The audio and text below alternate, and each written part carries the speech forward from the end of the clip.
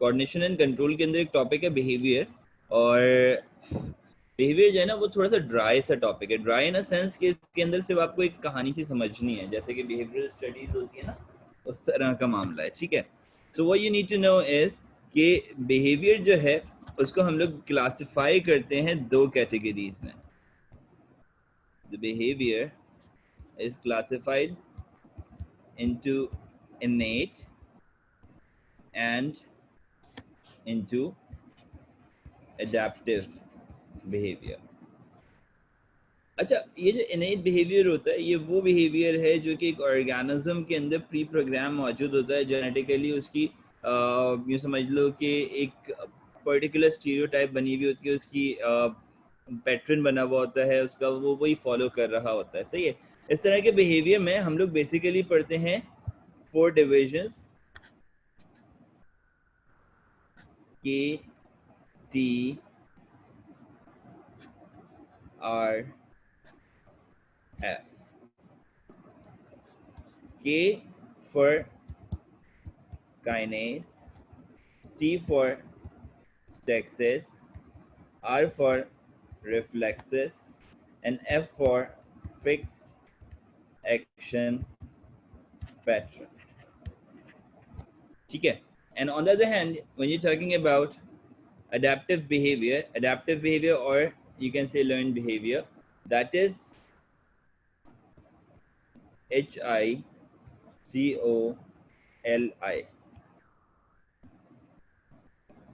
H for habituation, I for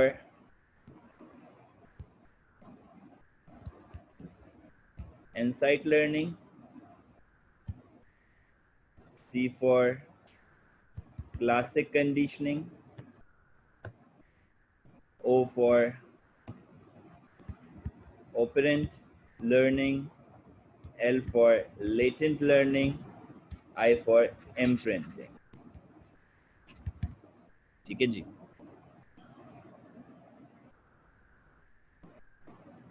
I have uploaded the yesterday's lecture, I guess अभी तक नहीं हुए हैं कल के लेक्चर अपलोड। मैं इंशाल्लाह इस लेक्चर के बाद जो है ना ये वाला लेक्चर भी और कल वाला लेक्चर भी अपलोड कर दूंगा, so just don't worry.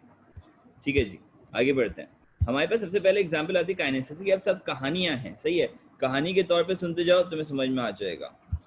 Can you repeat from the start? बेटा स्टार्ट से रिपीट करना मेरे लिए बहुत मसला हो जाएगा। वो सिंपल सी बात थी, बिहेवियर के हवाले से बात करी तो हमने कहा था कि बिहेवियर जो है वो दो तरह के होते हैं, इनेट और एडेप्टिव, जिसके अंदर काइनेसिस, टेक्सिस, ये सब अभी हम लोग पढ़ेंगे, इसकी टाइप्स हैं। और on the other hand we have got adaptive behaviour. Adaptive behaviour के अंदर habituation, inside learning, classic, operant, latent और इम्प्रिंटिंग का सिलसिला है। ये चैप्टर नंबर 3 है Ahmad, and chapter number 3 of book 2, सही है?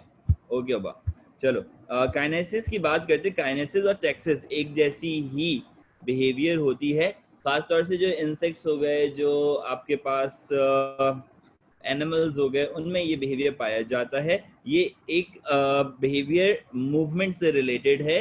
जब काइनेसिस की बात होगी तो काइनेसिस में आपके पास आ जाती है रैंडम मूवमेंट, ठीक है। ये टेक्स्ट साथ साथ आप लोग पढ़ते जाना।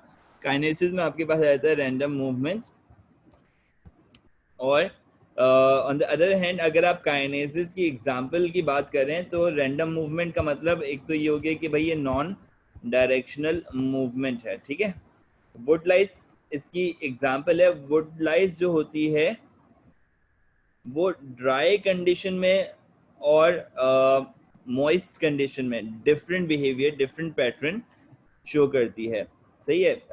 ये क्विकली लिख दिया है कुछ, it should be like I guess quickly, move about quickly in dry condition होता है, जो कि यूं कह लो कि जैसे जैसे कि ह्यूमिड ह्यूमिड एरिया आ जाएगा, वेट वुड आ जाएगी, या फिर कह लो कि मॉइस्चर या ह्यूमिडिटी बढ़ जाएगा एनवायरनमेंट में, तो इसकी मूवमेंट स्लो हो जाती है, ठीक है।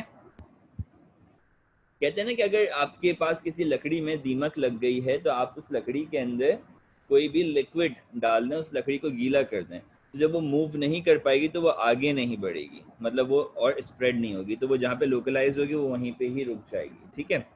तो that is a pattern of behaviour. Another pattern of behavior is taxis. Taxes का मतलब, ये जो टर्म टैक्सेस है ना, इसका मतलब ही डायरेक्शन होता है।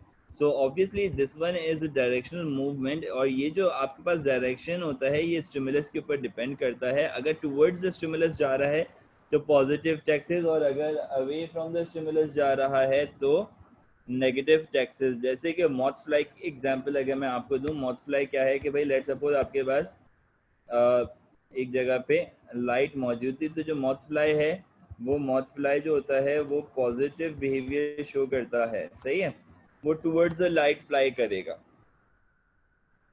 सही है जी। तो ये आपके पास एग्जाम्पल आ गए। मैं कोशिश मेरी ये होगी कि मैं आपको सारी की सारी चीज़ें एग्जाम्पल्स के ज़रिए से ही समझाता हुआ चलो। मुझे पता है कि ये चीज़ आप लोगों के लिए हो सकता है बिल्कुल नई हो, पहले कभी बिहेवियरल स्टडी नहीं पढ़ी हुई होगी। अगर बिहेवियरल स्टडीज़ का टॉपिक कहीं सब्जेक्ट पढ़ा होगा या चैप्टर पढ़ा होगा तो थोड़ा बहुत आइडिया होगा इस हवाले से, ठीक है। अच्छा, then we have got reflexes. Reflexes का तो बड़ा आसान सा हमारे पास एग्जाम्पल आ जाता है, जैसे कि एक सिंपल सा टेस्ट किया जाता है टू चेक द रिफ्लेक्सेस, और इस टेस्ट को हम लोग कहते हैं नी जर्क, सही है जी। तो जब आप नी जर्क की बात करते हो तो नी जर्क में क्या होता है, नी जर्क के अंदर सिंपल सा मैकेनिज्म होता है कि एक पहले से तयशुदा रिस्पॉन्स है, एक एक पैट्रोनाइज रिस्पॉन्स है, सही है।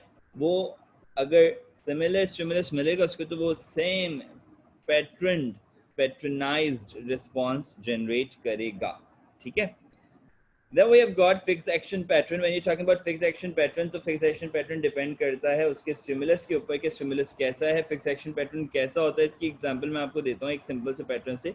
आपने देखा होगा कि अक्सर मोहल्ले में बाहर दो बिल्ले आपस में लड़ रहे होते हैं, मतलब उनका एक पैटर्न है लड़ने का। वो कैसे लड़ेंगे, वो अपनी बॉडी के सारे हेयर इरेक्ट कर देगा, अपनी टेल इरेक्ट कर देगा, समवॉट लाइक दिस। अब ये बिल्ली है, समझ लेना भाई, हो सकता है कि तुम लोगों को बिल्ली ना लगे, लेकिन सही है भाई।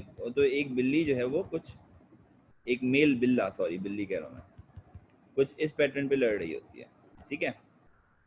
तो ये इसका पैटर्न है, तरीकेकार है लड़ने का। अलग ही फिक्स एक्शन पैटर्न है, लड़ने की वजह जो स्टिमुलस बना, सही है। अच्छा, लड़ना तो रिस्पॉन्स हो गया ना, स्टिमुलस क्या बना, स्टिमुलस क्या होता है मैं जरा थोड़ा सा उसके डिटेल में समझाऊंगा। ये जितने भी मैमल्स होते हैं ना, ये जो कैट फैमिली से बिलोंग करते हैं, इनफैक्ट लायन, टाइगर और ये सारे जितने भी मेल इनके हो गए, ये अपना एरिया मार्क करते हैं। ये अपना एरिया कैसे मार्क करते हैं, they just urinate around the area, सही है। ये अपनी स्मेली सिक्रीशन यूरिन के थ्रू स्प्रेड आउट कर देते हैं अपने एरिया के अंदर, और अगर उस एरिया में गलती से कोई दूसरा बिल्ला आ गया तो वो बेचारे बिल्ले की खैर नहीं। अगर वो ज़्यादा ताकतवर होगा तो वो एरिया कॉन्कर कर लेगा इसका, और वरना ये इसको मार के भगा देगा, ठीक है। ऐसे ही एक स्टिकल बैक फिश के नाम से होती है, ये भी एक मेल फिश है। कुछ ऐसे ही तरीकेकार होता है इसका कि अगर इसके टेरिटरी के अंदर कोई दूसरा मेल फिश आ जाए तो ये उसको मार के भगाएगी, ठीक है। समझ में आया, फिक्स एक्शन पैटर्न एक पैटर्नाइज तरीका है। ये किसी ने सिखाया नहीं है ना, बचपन से इनके जहनों में है, इनको पता है कि यही करना है, ठीक है। अच्छा जी, दूसरी तरफ आपके साथ आता है adaptive behaviour, learn behaviour. Learn behaviour जो कि आपकी लर्निंग चल रही है इस दुनिया में आने के बाद, जो कि जो आपने सीखा ये इस पे डिपेंड कर रहा होता है। इसकी भी फिर टाइप्स हैं आपके पास। सबसे पहले मैं स्टार्ट करूंगा हैबिचुएशन से। तुम एक सिंपल सी एग्जांपल लो, तुम लोग हाइड्रा, हाइड्रा समझते हो, हाइड्रा क्या होता है, टेंटिकल्स। तुमने हाइड्रा को रखा है एक एक्वेरियम के अंदर, उस एक्वेरियम को शेक करना शुरू किया। अब जब तुमने शेक करना शुरू किया, बेचारा हाइड्रा डर जाएगा पहले शुरू में, तो उसके सेंसरी रिस्पॉन्सेज ये आएंगे कि वो अपने टेंटिकल्स बंद कर लेगा, ठीक है। लेकिन आपने कॉन्स्टेंटली एक ही पैटर्न के ऊपर उस एक्वेरियम को शेक कर रहे हैं आप, या मूव कर रहे हैं या वाइब्रेट कर रहे हैं, जो भी कर रहे हैं, तो ये एक ही पैटर्न पे करे जा रहे हैं, करे जा रहे हैं, करे जा रहे हैं। एक वक्त आएगा थोड़ी देर के बाद कि वो बोलेगा अपने आपको रिलैक्स करते हुए कि यार सही है, ये यही पैटर्न है यहाँ पे रहने का, तो वो हैबिचुअल हो जाएगा उस वाइब्रेशन की। मैं इसकी आपको सिटी ड्वेलर वाली एक एग्जांपल देता हूँ। भाई आप लोग अगर जैसे कि किसी ऐसे इलाके में जाके रहना शुरू कर दें जो कि बिल्कुल मेन रोड के करीब हो, वहाँ पे 24 घंटे जो है वो हॉर्न्स की आवाज़ आ रही होगी और बहुत ज़्यादा शोर शराबा आ रहा है आपकी खिड़कियों से, आप खिड़कियाँ बंद भी कर दें तो भी शोर आ रहा है, सही है। तो आपको शुरू के 2 दिन नींद नहीं आएगी, तो ये तीसरे दिन से आप आदी हो जाएंगे। 3 महीने बाद जब आप एक नॉर्मल जगह पे जाएंगे, आप बोलेंगे वो ये तो कितना सन्नाटा है, अजीब सा लग रहा होगा आपको, सही है। This is habituation. ये बहुत जल्दी जल्दी होती है, ये क्लासिक कंडीशनिंग नहीं है, ये टाइम नहीं लगाती ज़्यादा, ये जल्दी होती है शॉर्ट स्पेन में, ठीक है। 3 महीने का स्पेन छोटा है किसी चीज़ को याद करने के लिए, ठीक है। दूसरी चीज़ आ रही है आपके पास इम्प्रिंटिंग, मैंने इनसाइट और इम्प्रिंटिंग के ऊपर वो शॉर्ट फॉर्म जो थी उसमें मिक्स कर दिया। दूसरा पार्ट इम्प्रिंटिंग है। इम्प्रिंटिंग जो है ना, कोनार्ड लॉरेंस का एक एक्सपेरिमेंट था, उसने इसको ऑब्जर्व किया था कि आप लोग सब फॉलो कर रहे हो ना बेटा, इसने इसको ऑब्जर्व किया था कि भाई जो बच्चे होते हैं ना, छोटे बच्चे, वो चीज़ों को जल्दी अडेप्ट करते हैं। अब होता क्या है कि वो सिर्फ ह्यूमन के लिए नहीं है, वो बाकी तमाम ऑर्गेनिजम्स के लिए भी होता है। जैसे एक बत्तख का बच्चा अपने माँ को देखकर तैरना सीखता है, जैसे कि एक चील का बच्चा, एक हॉक का बच्चा, उसकी माँ उसको धक्का दे देती है ऊपर से, और उसके सामने जो है ना वो अपने पर हिला हिला के उसको दिखाती है, मूव करना का पैटर्न दिखाती है, फिर एक वक्त आता है उसको ऊपर से धक्का दे देती है, वो उसको देख देख के सीख रहा होता है। ये जो देख कर सीखने वाला मामला होता है ना, दिस इज कॉल्ड इम्प्रिंटिंग। इसकी बड़ी आसान सी एक मिसाल है कि अगर आपने बिल्कुल छोटे छोटे से बच्चे देखे होंगे, उनके अक्सर इस तरह के पैटर्न्स आते हैं। किस तरह के पैटर्न्स आते हैं कि यार आपने लेट सपोज कहते हैं ना, बच्चे के सामने कुछ ऐसा नहीं करो जो कि उसको जो है कि बुरा, ऐसा काम नहीं करो जो कि, मैं बड़ी अजीब सी मिसाल दे रहा हूँ, बड़ी वाहियात एग्जाम्पल है, लेकिन फिर भी जरा समझना कि सही है, ठीक है, ऐसा भी होता है। मेरे एक छोटा सा यूँ कह लो कि कज़न का बेटा, हाँ, तकरीबन 2 ढाई साल 3 साल का होगा, ऐसे ही होगा, सही है। नया नया उन्होंने जो है ना बोलना बोलना हल्का हल्का सा आबाद काटा टाइप का सब बोलना शुरू कर दिया था उसने। उस वक्त की बात है ना, तो आई वॉज सिटिंग, पता नहीं मैं किन ख्यालों में था, and I was just you know scratching my head, और मैं सोच रहा था ना यूं कुछ कर करके, तो वो दूर बैठा वो ऑब्जर्व कर रहा था। थोड़ी देर के बाद मैंने देखा वो जिस एंगल पे मैंने सर किया हुआ था, उस एंगल पे उसने भी सर किया, and he also start scratching the head. वो this is what imprinting is. मैं ये नहीं बोला कि अचानक से एक चीज उसने सीख ली तो ये इम्प्रिंटिंग। इम्प्रिंटिंग पूरे टेन्योर का, अपने बचपन का पूरा जो टेन्योर हम गुजारते हैं, उसमें जो देखते हैं वो सीखते हैं। दिस जो जो जुमला कहा जाता है, बच्चा जो देखेगा वही सीखेगा, this is what imprinting is. Okay, अच्छा, इसके अंदर क्या होता है कि भाई आपके पास अलग अलग स्टेजेस आते हैं, उन स्टेजेस को कॉनार्ड लॉरेंस ने हमें समझाया था, लेकिन हमें इतनी ज़्यादा डिटेल में जाने की ज़रूरत नहीं है, ठीक है जी। इम्प्रिंटिंग की एक बड़ी सिंपल सी मिसाल ये भी होती है कि कहते हैं कि भाई अगर लेट सपोज कि कोई एक छोटा बच्चा है और उसके बचपन में ही जो है वो पेरेंट्स उससे डिटैच हो गए या चले गए या डिपार्ट कर गए दुनिया से, कुछ भी ऐसा हुआ इंसिडेंट, तो अगर बचपन की ही एज में उसने जो है लेट सपोज आपने उसको हैंड ओवर कर दिया किसी एक दूसरे कपल को, जो कि उसको बिल्कुल माँ बाप की तरह से रखेंगे, तो उसको कभी शक नहीं पड़ पाएगा कि वो उसके माँ बाप नहीं है, सही है। That is what imprinting is, सही है। इसी तरह से एक बत्तख का बच्चा जब अंडे से बाहर निकलता है, निकलने के बाद वो जो भी बड़ा सा मूवमेंट करता हुआ, नॉइज प्रोड्यूस करता हुआ, अपने थोड़ा बहुत रिजेंबल करता हुआ स्ट्रक्चर देख लेगा अपने आप से करीब करीब, या कोई दूसरा बर्ड देख लेगा, कोई दूसरा एनिमल देख लेगा, अपने मदर को ना देखे, अपने पेरेंट को ना देखे, तो वो उसी को अपना पेरेंट समझ लेता है, ठीक है। इसकी तो एक एग्जांपल ना मैंने एक एपिसोड में भी देखी थी टॉम एंड जेरी के, कि वो एक बत्तख का बच्चा निकलता है, वो उसके सामने टॉम मौजूद होता है, तो वो जो बच्चा होता है ना बत्तख का, वो उसी को अपना मदर समझने लगता है, ठीक है। फिर उसको बाद में जाके पता चलता है, ठीक है जी। इसके बाद आपके पास आती है क्लासिक कंडीशनिंग। क्लासिक कंडीशनिंग क्या है? क्लासिक कंडीशनिंग एक आपके पास एग्जाम्पल से समझना, आइवन पैलव ने एक मशीन टाइप कह लो एक्सपेरिमेंट के लिए बनाया, या एक स्ट्रक्चर बनाया, इसने, और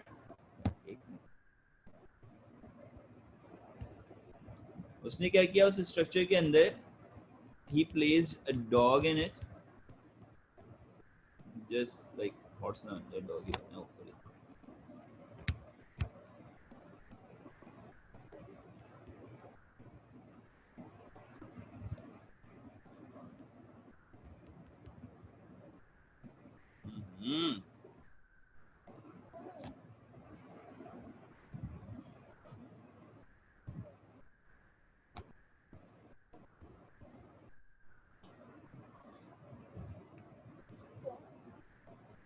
हाँ, and rang a bell. Okay, अच्छा जी, अब मैं सिर्फ आपको इस एग्जाम्पल को समझाने के लिए एक डायग्राम बना रहा हूँ। मेरा अपना मानना ये है कि डायग्राम इसमें थोड़ी सी ज़्यादा ज़रूरी होगी, क्योंकि एक दफ़ा जो है ना एक क्वेश्चन आ चुका है पास पेपर के अंदर जो कि टोटली डायग्राम बेस्ड था। सही है, उसने भाई उसने एक डॉग लिया, वो उस डॉग को ब्रीड कर रहा था, जो भी कर रहा था, वो पाल रहा था, कह लो कि उसने क्या किया, उसने सिंपली उस डॉग को मीट पाउडर देता था वो एक ट्यूब के ज़रिए से, ठीक है। और जब भी वो मीट पाउडर देता था, मीट पाउडर से क्या होगा, उसका ओरल कैविटी में टेस्ट आएगा और वो स्लाइवेट करना शुरू हो जाएगा। तो वो जब भी उसको मीट पाउडर दे रहा था तो वो करता क्या था, वो मीट पाउडर देने से पहले एक एक बेल बजा देता था। अब ये बिहेवियर देखना, ये क्लासिक कंडीशनिंग कहलाती है। एक लंबे अरसे के बाद, एक साल के बाद, पता है क्या हुआ कि एक दिन उसने क्या किया कि उसने मीट पाउडर देने के बजाय बेल बजा दी, मीट पाउडर नहीं दिया। और थोड़ी देर के बाद उसने ऑब्जर्व किया कि वो जो डॉग था वो स्लाइवेट करना शुरू हो गया। सही, स्लाइवेशन, उसका स्लाइवा ज्यादा प्रोड्यूस होना शुरू हो गया, ठीक है। तो इस चीज से क्लासिक कंडीशनिंग की एग्जांपल दी जाती है। ऑपरेंट लर्निंग में एग्जांपल दी जाती है आपके पास पिजन की एग्जांपल है इसके अंदर कि एक स्किनर साइंटिस्ट का नाम था, जिसके नाम पे उसने एक बॉक्स बनाया था। उसने एक बॉक्स ऐसा बनाया था कि उस बॉक्स के अंदर जो है उसने he placed a pigeon in it, ठीक है। और बॉक्स के अंदर एक साइड थी जहां पर कि एक विंडो मौजूद थी और उस विंडो के पीछे से उस पिजन को आ रही थी खुशबू खाने की, ठीक ठाक। अच्छा जी, अब उसको नहीं पता था कि करना क्या। वहीं पर एक लीवर था। भाई अब पिजन को तो नहीं बताया ना उसने कि लीवर को नीचे करोगे तो वो आ जाएगा, तो वो बेचारा ढूंढता रहा, लेकिन एक टाइम के बाद उसको अंदाजा हुआ यार यहाँ से, उसको भूख लगी थी ऑब्वियसली, उसको अंदाजा हुआ यार यहाँ से मुझे आ रही है खुशबू खाने की। तो उसने क्या किया, उसने जो है वो लीवर को पुल डाउन किया। अब जैसे उसने मतलब उसने उस चीज़ के लिए बहुत सारे ट्रायल्स और एरर किए, लेकिन ultimately he reach the point कि उसने जो है वो उसको लीवर को पुल डाउन किया, और लीवर को जैसे ही पुल डाउन किया तो उसके सामने जो है उसका जो भी फूड था वो प्रेजेंट हो गया, ठीक है। अच्छा जी, ये आपके पास कहलाती है ऑपरेंट लर्निंग। इस चीज़ के लिए, ऑपरेंट लर्निंग के लिए, अगर मैं आपको एक आसान सी एग्जांपल दूं ह्यूमन के अंदर, भाई लेट सपोज तुम एक कमरे में बंद हो गए और उसमें एक दरवाज़ा है, दरवाज़ा लॉक है। अब तुम्हें उसके अंदर कुछ चीज़ें हैं जो कि दरवाजे को अनलॉक करने के लिए तुम्हारे काम आ सकती है। वहाँ पे कुछ सामान पड़ा हुआ है, तुम हर एक सामान के साथ क्या करोगे, ट्रायल और एरर, ट्रायल और एरर। अल्टीमेटली उनमें से एक चीज़ होगी जो कि उस दरवाजे की होगी या उसका बाहर निकलने का रास्ता होगा उसमें, सही है। तो that learning is called operant learning. अब जब अगली दफा तुम्हें उस कमरे में बंद किया जाएगा, या अगली दफा जब पिजन को यहाँ पे छोड़ा जाएगा, तो उसको पता है यार ये लीवर है, ये मुझे अब डायरेक्टली दूसरी दफा में वो ट्रायल और एरर नहीं करेगा, वो सीख चुका है, उसको आ गई, उसका बिहेवियर का पार्ट बन गया वो। अब वो अगली दफा जब आएगा तो वो डायरेक्टली उस लीवर को नीचे करेगा। लेटेंट लर्निंग में हमें एग्जांपल दी जाती है, लेटेंट लर्निंग में एग्जांपल दी जाती है किसी स्किल्ड एबिलिटी की। ये वाला डायग्राम जो है ना वो आया था आपके पास, पता नहीं कौन सा पेपर था, 2013-14, I don't remember the year, but ये ऐसा आया था। ये बुक में, सिन बोर्ड की बुक में भी ये जो है ना डायग्राम इस तरह की बनी हुई। भाई एक मेज बना हुआ है, ठीक है, समवॉट लाइक दिस ना, किसी भी पैटर्न का मेज बना लो। तो अब उसमें क्या था मेज में, एक मिनट देना बच्चों, एक तरफ से एंट्रेंस थी और दूसरी तरफ से एग्जिट था, सही है जी। अब वो उसके अंदर एक चूहे को छोड़ा गया, उसकी ऑब्जर्वेशन ये थी कि देखा ये गया कि वो पहले से जैसे रास्ता जानता, वो इस तरह से मूव कर रहा था, सही है। ये इनका स्किल बिहेवियर होता है। वो आपने एक तरफ से छोड़ा, दूसरी तरफ से निकल गया। आप किस तरह से, एक ह्यूमन होता चलो समझ में आता है यार, वो भी आगे पीछे होता, थोड़ा बहुत घूमता फिरता, लेकिन वो एक चूहा जो है वो वहां से, उसने पहले शुरू में 2-3 एरर्स किए, लेकिन वो फिर निकल गया और उसके बाद उसके लिए वो रास्ता याद रखना बहुत आसान हो गया। ये इस रैट का, ये इस माइस का अपना एक स्किल बिहेवियर होता है। एक स्किल बिहेवियर मैं आपको और पिजन का बताता हूँ। पिजन का ये कहा जाता है पिजन के बारे में कि आप उसको दुनिया की किसी भी कोने से किसी भी एड्रेस के ऊपर पहुंचाना चाहें, लेट सपोज आपने यहाँ से एक पिजन को छोड़ा,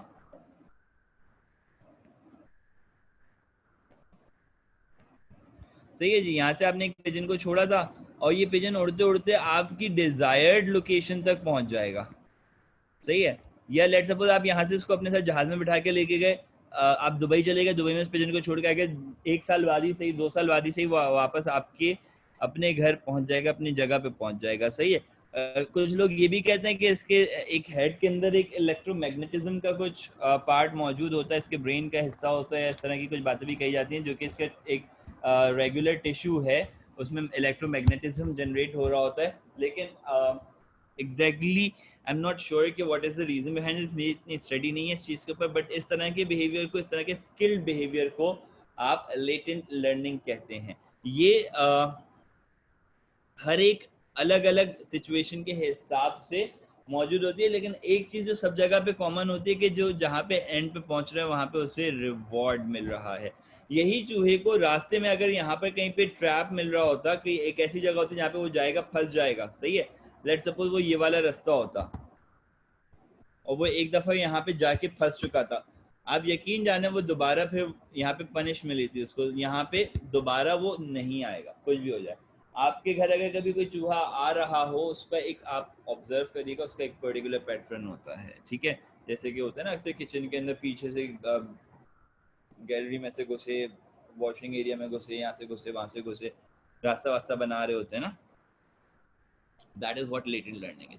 जहाँ पे उसे नुकसान होगा, कोई भी एनिमल हो, सही है, जहाँ पे उसे नुकसान हो रहा होगा,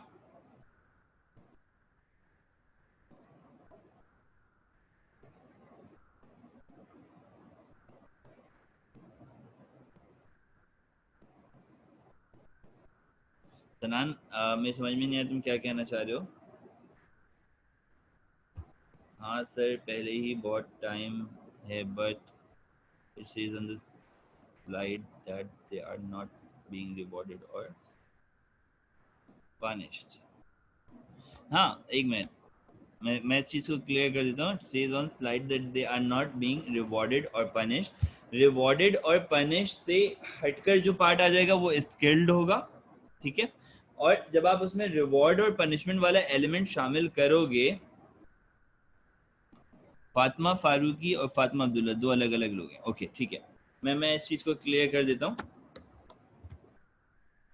नॉर्मल रिवॉर्ड और पनिशमेंट वाली कहानी क्या होती है, जैसे कि मैं आपको एक बात बताता हूँ, एक छोटा बच्चा है, सही है, आप अगर उसको कहेंगे ना कि यार let's just do your homework and if you finish your homework इतने इतने टाइम में I will give you chocolate, और मतलब आप उसको ब्राइब कर रहे हो एक तरह से, सही है।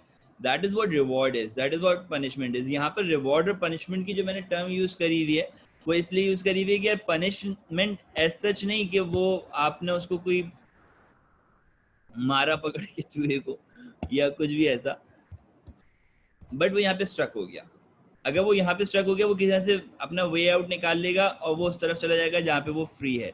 उसका फ्री होने उसका रिवॉर्ड है। Reward might not be the right term to use over here, but मैं इस पैटर्न में कहना चाह रहा हूँ, जैसे कि पिजन है ना भाई, वो दुबई से उड़ा बेचारा, आपने कराची से लेके गए थे उसको, कराची तक वापस कैसे पहुंच गया इतने सारे समंदर पार करते हुए, भाई बीच में किसी दूसरे आइलैंड पे चला जाता, बीच में जो है वो किसी और मुल्क पहुंच जाता, इंडिया चला जाता। इंडिया वाले तो वैसे हम पे इल्ज़ाम लगाते हैं ना, हम कि हम कबूतर भेज रहे होते हैं वहाँ पे जासूसी करने के लिए, तो वो इंडिया चला जाता, नहीं गया, ठीक है, वो वहीं पे आया जहाँ पे उसकी अपनी जगह है। तो ये उनका, उन्होंने अपना स्किल यूज किया और उसके बदले में उसको क्या मिल रहा है, उसको अपनी लोकेशन मिल रही है वापस। That is what I am like, reward से मेरा मतलब जो था वो ये था, ठीक है।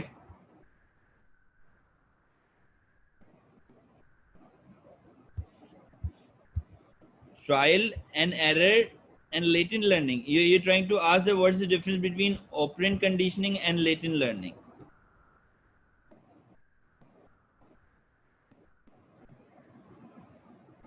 लेटेंट लर्निंग में ट्रायल और एरर वाला मामला नहीं है। लेटेंट लर्निंग के अंदर रिवॉर्ड और पनिशमेंट वाला मामला भी नहीं है। लेटेंट लर्निंग स्पेसिफिक बिहेवियर होता है किसी स्पेसिफिक एनिमल के अंदर, वो उसका एक अपना पैटर्नाइज काम होगा। आपको अगर कोई मेज में छोड़ देगा, आपके लिए आसान नहीं होगा उसको बहुत जल्दी से उसमें से निकल जाना। अगर आप उड़ रहे होते और आपको कोई दुबई छोड़ आता और आपको बोलता उड़ते उड़ते खुद रास्ते ढूंढते पहुंच जाओ, आपके लिए बहुत मुश्किल होता। मतलब चलो उड़ भी नहीं रहे होते, आपको लेट सपोज के कहीं पे भी XYZ छोड़ दिया जाए, एक जगह पे ले जाकर आपको वहाँ से बोला जाए कि भाई अपना घर को वापस आप अपने जहन से तलाश करते वहाँ पहुँचे, you can not do that, सही है। You can only do that, yes, you can only do that through trial and error. सही है, आप उसको ट्रायल एंड एरर के थ्रू कर सकते हो, लेकिन एक माइस या एक जो इसका स्किल रखने वाला एनिमल है उसको ट्रायल एंड एरर की जरूरत नहीं पड़ेगी। नहीं बेटा, मैं शायद इस बात को सही से समझा नहीं पा रहा। माइस ने कहीं पे कोई ट्रायल एंड एरर वाला मामला नहीं किया, पिजन ने किया। पिजन ने हो सकता है कि पहले उसको पाँव से खोलने की कोशिश करी होगी, हो सकता है उसको दांतों से, अपने दांतों से नहीं होता, पिजन के बीक के थ्रू खोलने की कोशिश की होगी। That is what trial and error is. वहाँ पे 25 बटन और लगे हुए थे, पहले हो सकता है उस पिजन ने उन बटन्स को दबाने की कोशिश की होगी, खुल जाए, शायद बाद में लीवर पे गया होगा। That is what trial and error is.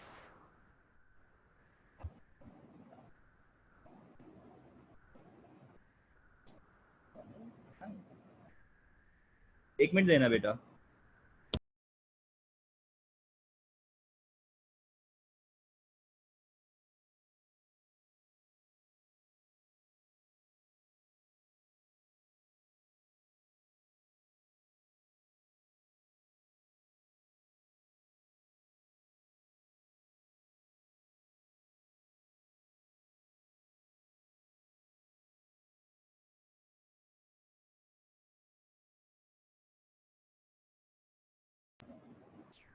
चलो खैर, हाँ भाई, ओके ओके, गॉट इट, चलो परफेक्ट। अच्छा जी, इनसाइड लर्निंग क्या है? इनसाइड लर्निंग मैं तुम्हें समझाता हूँ। इनसाइड लर्निंग एक ह्यूमन का भी जो बिहेवियर है ना, वो उसका सबसे बड़ा एलिमेंट इनसाइड लर्निंग होता है। सही है, अगर मैं तुम्हें बोलूँ यार सूरज जो है ना वो इस तरह का दिखता है, आप मानोगे? This is what sun is. कहेंगे नहीं सर क्या हो गया, हमने देखा हुआ है। सही है, आप क्या प्रोवाइड करेंगे मुझे? आप प्रोवाइड करेंगे रीजन। रीजन क्या है? मैंने देखा हुआ है, वो तो गोल है, तो ऐसा था। समझ रहे हो मेरी बात को? मैं आपको बोल दूं कि अच्छा अहमद बोले आप कहते तो मान लेंगे। मैं एक बात समझा रहा हूँ, एक एग्जांपल दे रहा हूँ, ठीक है? अब यहाँ पे क्या एग्जांपल दी हुई है उन्होंने? उन्होंने एग्जांपल दी हुई है कि भाई लेट सपोज कि एक ट्री था, उस, अब पता नहीं बनाना ट्री होता है कि सब का, ऐसा तो नहीं होता होगा, लेकिन ये ऊपर बनानास मौजूद हैं। सही है, यहाँ पे रखे हुए थे 3 बॉक्सेस, और यहाँ पे खड़ा हुआ था चिंपैंजी। चिंपैंजी कोशिश कर रहा था, ऊपर नहीं जा पा रहे थे, दीवार थी। उसने क्या किया? उसने एक बॉक्स रखा ले जाके, ये वाला बॉक्स इसके ऊपर रखा, और ये वाला बॉक्स इसके ऊपर रखा, और एक एक करके बॉक्स पे चढ़ा, उसने बनानास ले लिए, ठीक है, खा लिया। उसने देखा, उसने जज किया, उसने अपनी प्रॉब्लम का सोल्यूशन निकाला। जब भी आप किसी प्रॉब्लम का सोल्यूशन निकालते हैं ना, you always think about that, और वो जो थिंकिंग वाला पैटर्न होता है उसमें आती है रीजनिंग। मैं आपको कह दूं, आपकी प्रॉब्लम है कि आपने मुझे किसी ने प्रूव करना है कि सूरज जो है वो स्क्वायर नहीं है। आप क्या सोचना शुरू करोगे? आप रीजन सोचना शुरू। पहला रीजन क्या दोगे? मैंने देखा है, ठीक है। दूसरा रीजन क्या दोगे? आप कहोगे सर आप चलो मैं आपको दिखा देता हूँ। This is what also reason. सही है, क्लियर हो गई भी बात? चलो आ जाओ बॉटनी पोर्शन पे आते हैं। When you're talking about botany portion, when you're talking discussing about botany portion के दो मेजर टॉपिक्स हैं। एक है environmental stress, environmental stresses, और दूसरा है आपके पास हार्मोन्स का पार्ट। environmental stresses बड़ी कॉमन सी चीज़ है, कोई बहुत खास चीज़ है नहीं इसके अंदर। लेट्स सपोज वाटर शॉर्टेज हो गई। वाटर शॉर्टेज पे प्लांट क्या बिहेवियर देगा? मैं बहुत सिंप्लीफाई करके बात करूंगा, इसके ऊपर मैं कोई लंबी चौड़ी बात करने के हक में नहीं हूँ इस वक्त। वाटर शॉर्टेज हो गई, प्लांट ट्रांसपायरेशन कम कर देगा। एडेप्टेशन की तरफ जाओगे तो क्यूटिकल थिक करना शुरू कर देगा, और अगली जनरेशन के अंदर रूट्स वेल डेवलप मिलेंगी। सही है। ऑक्सीजन डेफिशिएंट हो गया प्लांट। ऑक्सीजन डेफिशिएंट प्लांट जो है वो ऐसे एरिया में आएगा ना जहाँ पे ऑक्सीजन पहले से डेफिशिएंट होगा, तो वो एडेप्टेशन में क्या करेगा? वो रेस्पिरेटरी रूट्स बनाना शुरू कर देगा। वो on the ground horizontal roots बनाना शुरू कर देगा प्लांट, ठीक है। ऐसे प्लांट जो है वो मार्शी एरिया में पाए जाते हैं। इस तरह के प्लांट्स को हम लोग हेलोफाइट्स कहते हैं, और ये बात हमारी पहले होम्योस्टैसिस में हो चुकी है। सॉल्ट स्ट्रेस आ गया तो सॉल्ट ग्लैंड बनाएगा। सॉल्ट ग्लैंड क्या करता है? लीफ के ऊपर पूरा सॉल्ट निकाल निकाल के अंदर से बाहर फेंक रहा होता है, और वही जो सॉल्ट बाहर जम रहा होता है उसके ऊपर, वो उसका वाटर पोटेंशियल जो होता है वो लो होता है, और वो गेन कर लेता है बाहर से ह्यूमिडिटी से। ह्यूमिडिटी के मुकाबले लो है ना, तो वो ह्यूमिडिटी से वाटर गेन कर लेता है, ठीक है। That is what salt stress is, ठीक है। इस तरह के सॉल्ट स्ट्रेस में रहने वाले प्लांट भी हेलोफाइट्स ही होते हैं। ठीक है जी। अच्छा जी, हीट स्ट्रेस, हीट स्ट्रेस तो नॉर्मल मीजोफाइट्स के अंदर भी आ सकते हैं, जैसे कि भाई प्लांट है, अब वो उसके पास जो हीट का प्रोसेस है उसको बेयर करने के दो तरीके कार होते हैं। एक तो ये होता है कि भाई वो अपनी बॉडी के अंदर हीट शॉक प्रोटीन बनाए। हीट शॉक प्रोटीन से क्या होता है कि उसके इंटरनल सेल के अंदर का जो टेम्परेचर होता है, जो उसकी हीट की वजह से जो उसके जो प्रोटीन्स खराब हो सकते होते हैं, उस अंदर वाले मामले को वो बेहतर कर लेता है। और दूसरा इसके अंदर जो सिलसिला आ सकता है वो ये आ सकता है कि भाई आप जो है ना ज़्यादा से ज़्यादा वाटर अपटेक करें नीचे से, और उसके अलावा ज़्यादा से ज़्यादा पानी ऊपर से निकालें, यानी कि ट्रांसपायरेशन रेट बढ़ा दें, तो भाई वो रेडिएशन का काम करेगा हीट के लिए। ठीक हो गया जी। नेक्स्ट हमारे पास आता है कोल्ड स्ट्रेस। सर्दी लगेगी प्लांट को तो प्लांट क्या करेगा, अब कंबल अम्बल ओढ़ के तो सो नहीं सकता बेचारा सर्दी लगने पे। तो कोल्ड स्ट्रेस के अंदर heat shock protein, okay Fatima, heat shock protein क्या होते हैं समझ लो जरा, कहाँ गए हमारा हीट शॉक प्रोटीन। हाँ, हीट शॉक प्रोटीन ये होते हैं कि एक स्ट्रक्चर, एक स्पेशल स्ट्रक्चर प्रोटीन का बनाया जाता है जो कि 40 डिग्री सेंटीग्रेड के ऊपर भी जो है ऑल्टरनेटिव मैकेनिज्म करता रहता है। मतलब जो काम करवाना था, एंजाइम था, कोई स्ट्रक्चर था, कोई ट्रांसपोर्ट प्रोटीन था, तो वो उस तरह से तो नहीं करेगा जिस तरह से नॉर्मल वाला काम करता है, लेकिन वो हाई टेम्परेचर में वो उस काम को कंटिन्यू रखेगा, खत्म नहीं होने देगा, रुकने नहीं देगा। Such structures are called heat shock proteins. Okay,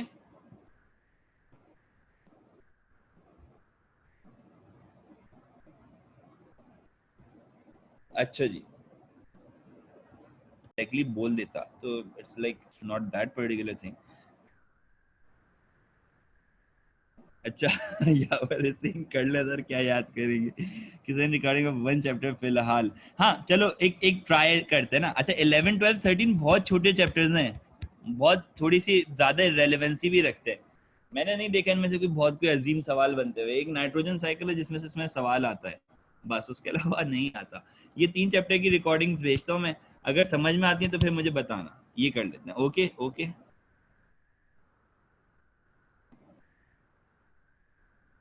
ठीक है, मैं आप लोगों को एक दो तीन तीन चैप्टर का 2 आवर्स का सेशन बना के दूंगा, नॉट मोर देन 2 आवर्स। ठीक है, और वो भी आप जो है ना एक एक वन गो में देख लोगे।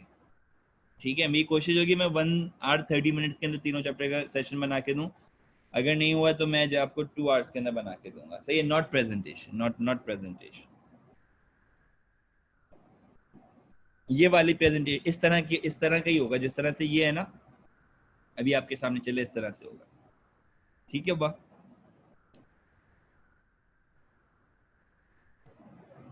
ओके ओके ठीक है, चलो।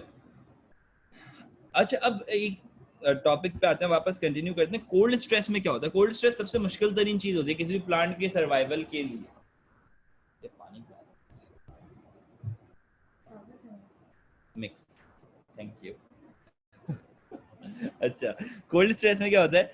कोल्ड स्ट्रेस के अंदर जो है ना सबसे बड़ा मसला आता है कि यार जब अगर कोल्ड, समझ लो मतलब सर्दी हुई ज्यादा, तो उसकी वजह से क्या होगा, अंदर चीजें फ्रीज होना शुरू हो जाएंगी। और चीजों में क्या है, चीजों में आपके पास सब्सटेंसेस लाइक कार्बोहाइड्रेट, प्रोटीन वगैरह, तो उसका फ्लूइडिटी खराब हो जाएगी। तो फ्लूइडिटी से बचाने के लिए वो क्या करते हैं कि उसके अंदर कुछ लिपिड स्ट्रक्चर्स होते हैं जिनको वो ऑल्टर करते हैं।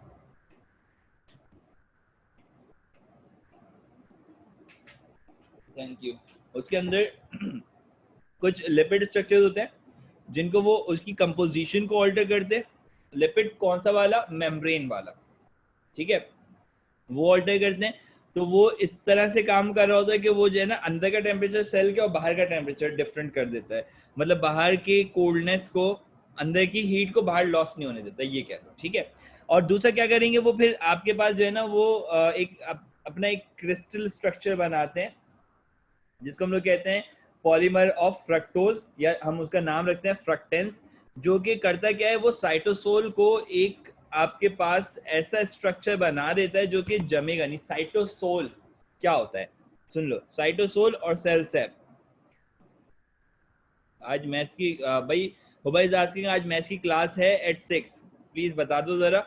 मुझे मैथ्स का तो नहीं पता क्योंकि मैं जो 5 to 7 अनाउंस करी थी मैंने सर हस्दैन से पूछ के, आई am not sure about the maths class.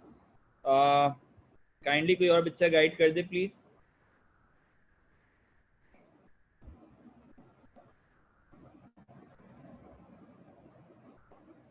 अगर देखो एक्स्ट्रा क्लास है ना कोई, तो फिर वो मैसेज के तौर पे अनाउंस करेंगे ग्रुप पे, अगर कोई ऐसा मैसेज आता है देन विल सी कि हमने क्या करना है। मैंने आप लोगों के लिए 2 लेक्चर्स प्लान किए हुए थे, एक मैं दिखा देता हूँ, एक का तो आज मैंने नया एक्सपेरिमेंटल काम भी करना है आपकी क्लास में, वो ये है, कहाँ गया भाई, ये 2 डायग्राम्स मैंने इसमें पहले से बना ली थी, मैं ब्लैक स्क्रीन के ऊपर पढ़ाना चाह रहा था आज। खैर सिर्फ थोड़ा सा डार्क मोड, यस सही है। तो वो ज़रा टॉपिक पे आना है अभी, असल वो है, ये तो मैं ज़रा टॉपिक सुना रहा हूँ आपको एक तरह से ना, समझ रहे हो, वो ज़रा अच्छे से डिटेल में पढ़ेंगे हम लोग। मेरा अपना ज़ाती सिर्फ और सिर्फ मकसद ये होता है कि जहाँ पे चीज़ों के ऊपर स्ट्रेस देने की ज़रूरत है, जहाँ पे चीज़ों के ऊपर स्ट्रेस लेने की ज़रूरत है, हम वहाँ पे लें, जो कि हम आसानी से कहानी सुन के निकाल सकते हैं ना। बहुत सारी चीज़ें बायो के अंदर कहानी होती है, तो हम उसको कहानी की तरह से ही पढ़ें, उसके ऊपर ज़्यादा स्ट्रेस नहीं लें। जैसे कि कोल्ड स्ट्रेस, इस पर ज़्यादा स्ट्रेस लेने की ज़रूरत नहीं है। इसके अंदर एमसीक्यू में तुमसे अगर कोई कुछ पूछेगा भी नहीं, तो फ्रक्टेंस याद रखना। कोल्ड स्ट्रेस के अंदर किस तरह से काम हो सकता है, फ्रक्टेंस के जरिए से निकला जा सकता है, साइटोसोल को सुपर कूल कर देता है वो। या तुम याद रखोगे कि लिपिड की कंपोजिशन चेंज कर देता है मेम्ब्रेन की, मेम्ब्रेन में होता है फॉस्फोलिपिड, उसकी थोड़ी सी कंपोजिशन मॉडिफाई कर देते हैं और कोल्ड स्ट्रेस से निकल जाते हैं, फ्रीज नहीं होने देता उसको, सही है। हर्बीवोरी के लिए क्या करता है, हर्बीवोरी के लिए भाई वो टॉक्सिक सब्सटेंसेस बना लेगा कि अगर कोई किसी ने प्लांट खाया तो मर जाएगा। होते हैं ना पॉइजनस प्लांट, होते हैं पॉइजनस मशरूम्स होते हैं, वो क्यों होते हैं, इसलिए ताकि वो ज्यादा खाए जा रहे थे किसी दौर, किसी एवोल्यूशनरी दौर के अंदर, और फिर उन्होंने जब वो ऐसा रिस्पॉन्स जनरेट कर लिया। यस, ठीक है जी। Now next topic is plant hormone. तुम लोग की क्लास की अटेंडेंस इतनी कम क्यों हो रही है, लाइक मुझे बड़ा अजीब सा लगता है यार, ये 19 20 23 25 मैक्सिमम जा रहे हैं बच्चे, मतलब ये बायो पसंद नहीं आ रही है, मेरा पढ़ाना पसंद नहीं आ रहा है, क्या चक्कर क्या है।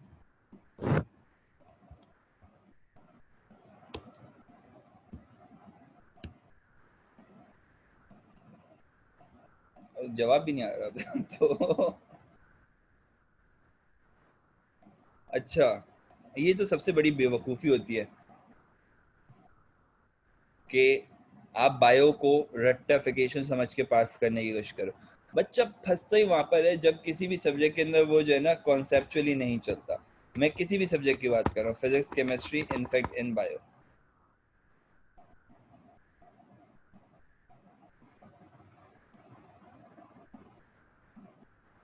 अच्छा, चलो खैर, ये बच्चों का अपना, मुझे जो फील हुआ था ना, वो मुझे फील हुआ शायद ग्रेड्स अच्छे नहीं आए थे तो बच्चे कहीं डिसअपॉइंट ना हो गए हों। चलो चलो चलो, ये तो सबकी अपनी मर्जी है। फिर हम कंटिन्यू करेंगे फाइटो हार्मोन से। फाइटो हार्मोन्स को ना 2 कैटेगरीज में डिवाइड करते हैं, ठीक है। फाइटो हार्मोन्स एक वो है जो कि इनहिबिटरी स्टिमुलेशन दे रहे हैं, इनहिबिशन दे रहे हैं, और दूसरे वो है जो कि एक्साइटेशन दे रहे हैं। भाई देखो हार्मोन है ना, हार्मोन क्या देगा, स्टिमुलस के बदले रिस्पॉन्स। स्टिमुलस आएगा, हार्मोन रिलीज होगा और रिस्पॉन्स जनरेट करवाएगा। अब वो रिस्पॉन्स जो है ना प्लांट के अंदर, ये तो नहीं हो सकता कि भाई तुमने प्लांट का लगे ए पौधे इधर आओ और उसने तुम्हारी आवाज सुनी और सुन के वो दौड़ा चला आया तुम्हारी तरफ, खिंचा चला आया, ऐसा तो हो नहीं सकता सही है। तो रिस्पॉन्स जो होता है ना वो ग्रोथ का होता है, सही है। तो ग्रोथ करवाने वाले, इनहिबिशन ऑफ ग्रोथ कह दो इसको, और एक्साइटेशन ऑफ ग्रोथ कह दो, वो किसी भी हिस्से की हो सकती है। या रिस्पॉन्स क्या हो सकता है, इनहिबिशन ऑफ, या इनहिबिशन को मैं टर्म चेंज करके बोल सकता हूँ closing of stomata, opening of stomata. समझ रहे हो ना आप बात, on end of, plus minus, ये वाला सीन है यहाँ पे। तो जो माइनस कैटेगरी के अंदर हॉर्मोन्स आ रहे हैं ना, उसमें आपके पास एब्सिसिक एसिड है और इथीन है, इथीन गैस की शक्ल में होती है। और दूसरी तरफ ऑक्सिन, जो प्लस कैटेगरी के हैं, वो ऑक्सिन है जो कि सबसे ज्यादा इंपॉर्टेंट हार्मोन होता है प्लांट का, गिबरेलिन और साइटोकाइनिन।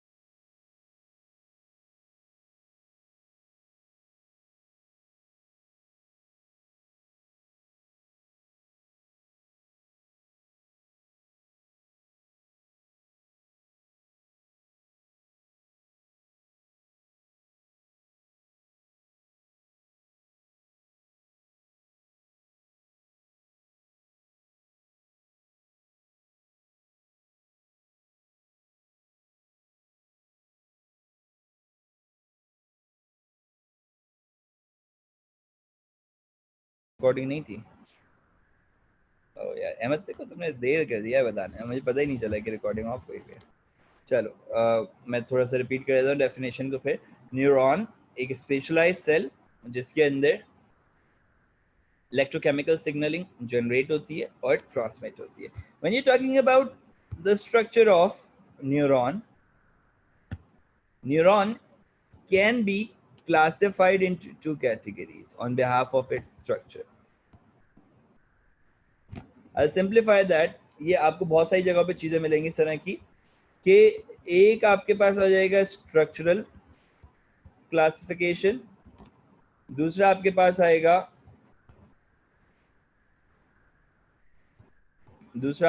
आएगा functional classification. I let you know about both the things ना। स्ट्रक्चरल क्लासिफिकेशन की बात करते जरा पहले। तो स्ट्रक्चरल क्लासिफिकेशन में जो अभी आपके सामने एक न्यूरॉन बना हुआ है, ये न्यूरॉन मल्टीपोलर न्यूरॉन है। आपके पास तीन कैटेगरीज आ जाती हैं। तीन कैटेगरीज के अंदर आपके पास आ जाता है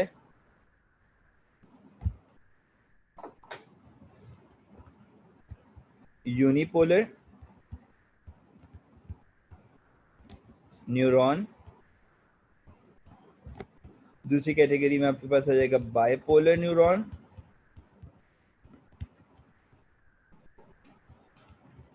तीसरी कैटेगरी में आपके पास आ जाता है मल्टीपोलर न्यूरॉन। मैं ये सारी डिविजन्स आपको समझा सकता हूँ after I make you understand the structure. सही है जी। तो स्ट्रक्चर के अंदर कौन कौन से कंपोनेंट्स है वो समझो जरा। सबसे पहला कंपोनेंट हमारे पास आता है वो स्ट्रक्चर जो कि स्टिमुलस रिसीव करने के काम आ रहा है, उसे हम लोग कहते हैं डेंड्राइट या डेंड्रॉन। Receives stimulus. उसके बाद आपका स्ट्रक्चर आ जाता है सोमा का। सोमा जिसे हम लोग सेल बॉडी भी कहते हैं। सोमा जिसे हम लोग क्या कहते हैं, सेल बॉडी भी कहते हैं। इसके अंदर एक सब्सटेंस होता है नेजल सब्सटेंस। ये मैं सवाल आप लोगों पे छोड़ रहा हूँ कि नेजल सब्सटेंस क्या होता है, आप लोगों ने मुझे बताना है। अच्छा, इस लेक्चर के एंड तक अगर आप नहीं बता पाएंगे तो फिर मैं आपको खुद बता दूंगा, लेकिन याद दिला देना सर आपने एक सब्सटेंस के बारे में बताया, नेजल सब्सटेंस कह रहा था वो, कि आपको मैंने जॉब लगा दिया। सही है। इसके अंदर न्यूक्लियस भी होगा, इसमें साइटोप्लाज्म भी होगा, इसके अंदर मेजर साइटोप्लाज्मिक ऑर्गेनील्स भी होंगे, वहां से एक फाइबर एक्सटेंड कर रहा होता है। जो फाइबर एक्सटेंड कर रहा होता है उसको हम लोग कहते हैं, that fibre is known as axon fibre, और उसका एंड पार्ट जो है वो कहलाता है axon terminal. When you're talking about axon terminal, you need to know this particular thing, that axon terminal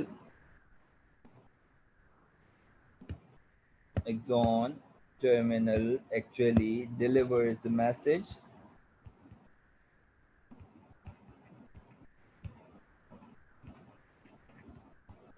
to either another neuron or to the motor end plate.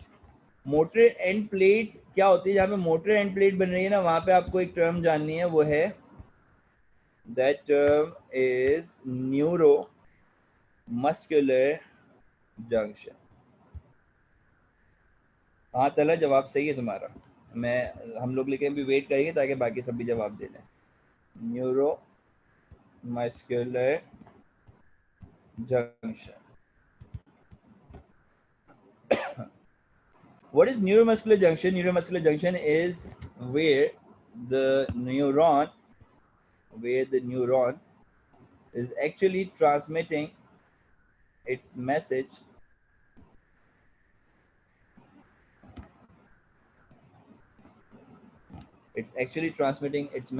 to some sort of muscle.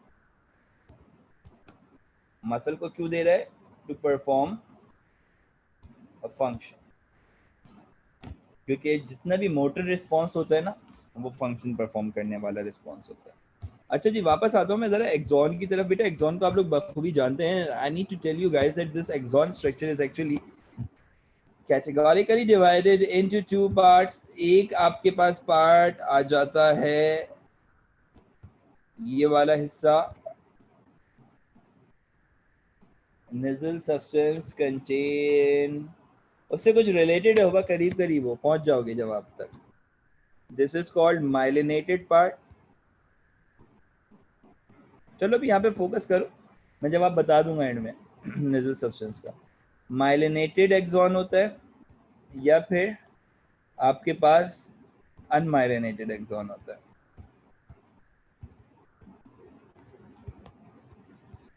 और मजे की बात कि अगर मैं इस cell को निकालता हूँ, माइलिनेशन वाले सेल को, मैंने जैसे कि आपके सामने रखा हुआ है एक सेल खोल के, तो माइलिनेटेड सेल जो होता है, माइलिनेटेड स्ट्रक्चर जो होता है, ये माइलिन शीट का बना हुआ है। This myelin sheath is made up of, myelin sheath बनी हुई है, साइंटिस्ट का नाम था ये शॉन, उसके नाम से रिलेटेड कर दिया शॉन सेल। इस सेल के अंदर क्या होता है कि लिपिड मेम्ब्रेन होती है, न्यूक्लियस कहीं साइड में पड़ा हुआ होता है, बहुत थिन फिल्म साइटोप्लाज्म का होता है, सही है। तो ये एक शीट लाइक स्ट्रक्चर होता है जिसको टेप की तरह से रैप कर देते हैं अराउंड द एक्सॉन। इसकी वजह से क्या होता है, इसकी वजह से जंपिंग इम्पल्स बनती है।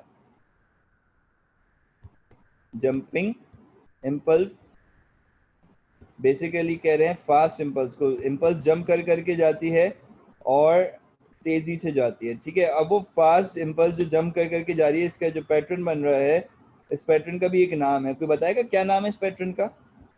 जो इम्पल्स ऐसे जंप कर करके जाएगी, मैं दिखाता हूँ कैसे जंप करेगी। यहाँ पे आई, यहाँ पे चली जाएगी जंप करके, यहाँ से यहाँ पे जंप करके जाएगी, यहाँ से यहाँ पे जाएगी जंप करके, यहाँ से यहाँ पे आएगी जंप करके। तो यहाँ पे फास्ट इम्पल्स चलेगी, जो अनमाइलिनेटेड होता है ना, इसमें स्लो इम्पल्स चलती है। तो प्लीज मुझे कोई बताएगा आप में से कि जो जंपिंग इम्पल्स या इम्पल्स का जंप कर करके जाना होता है, इस तरह के मूवमेंट को एक नाम देते हैं, इसको कहते हैं, हाँ अब्दुहा, अब अदुहा, सॉरी मैं हमेशा गलत नाम ले रहा था, saltatory conduction of impulse, saltatory conduction कर लो बस, सही है। अच्छा जी, अब इसके बाद what we have got over here, what we need to know is कि यार ये यूनिपोलर बाइपोलर वाली कहानी समझ में आ जाए हमें, तो बात शुरू करेंगे यूनिपोलर से। अब तुम्हें एक चीज, एक बात समझ में आ गई, वो है सोमा। सोमा को रखो एक तरफ,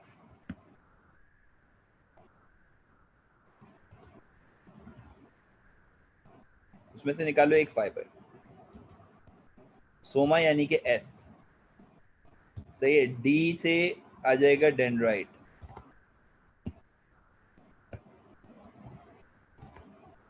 सोमा से आ गया एस, और डी से आ जाएगा डेंड्राइट।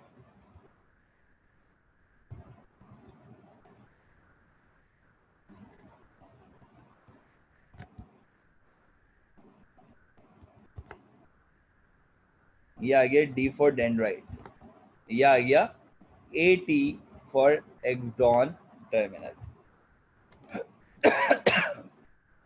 ओके सोहा, तुमने भी जवाब दिया था, मैंने अभी पढ़ा। सो सोमा, डेंड्राइट और एक्सॉन टर्मिनल एक ही तरफ आ गए, सोमा एक बिल्कुल अलग साइड पे हमने बॉडी को कर दिया। जब आप बात करते हो बाइपोलर न्यूरॉन की, तो बाइपोलर न्यूरॉन कैसे बनता है भाई?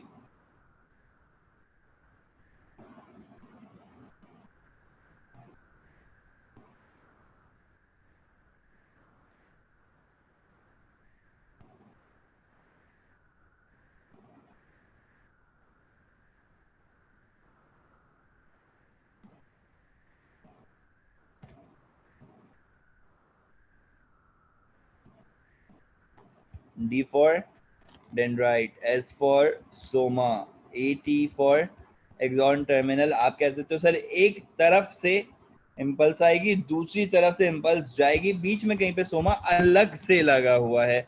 और मैं कहूंगा फिर भाई आप एग्जाम्पल रखो मल्टीपोलर न्यूरॉन की।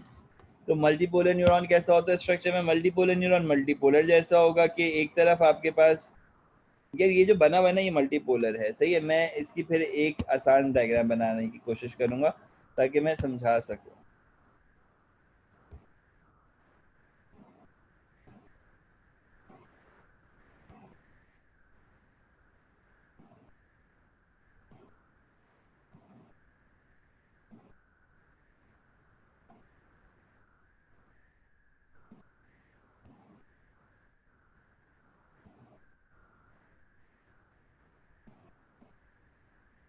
ये मल्टीपल साइड से डेंड्राइट्स इसके जो है ना वो मैसेज कैरी कर रहे हैं और एक साइड पे ले जाके दे रहे हैं, डेंड्राइट, सोमा और एक्सॉन टर्मिनल। लेकिन इससे ज़्यादा रेलेवेंट पिक्चर ये वाली है, मैं यहाँ पे लिख देता हूँ, ये भी मल्टीपोलर न्यूरॉन की एग्जाम्पल है आपके पास, ठीक है। अच्छा जी, इसके बाद आ जाता है आपके पास functional division. Okay, when you're talking about the functional division, you need to know that there are again three divisions for functional division. That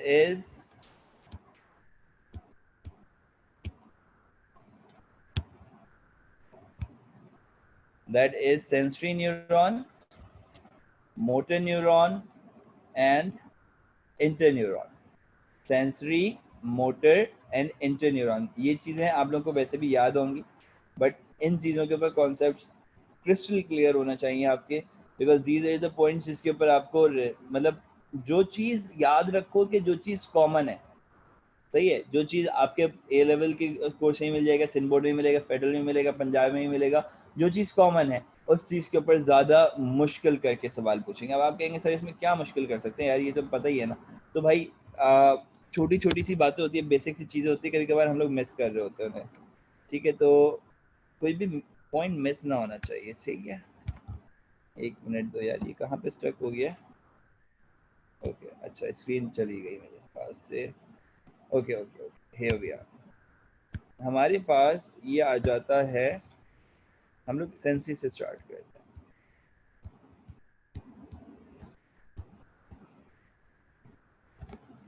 sensory neuron, दूसरा इंटरन्यूरॉन और तीसरा मोटर न्यूरॉन, ठीक है जी। सेंसरी न्यूरॉन के लिए अगर आप कहेंगे तो sensory neuron is actually moving from the receptor to the CNS. Sensory के लिए आप अगर कहोगे तो आप कहोगे कैरी सेंसेशन यानी कि स्टिमुलस। दूसरी तरफ आपके पास आता है इंटरन्यूरॉन। इंटरन्यूरॉन की अगर आप बात करते हो तो आप कहोगे कि interneuron is actually present inside the CNS and this is the part which connects the sensory to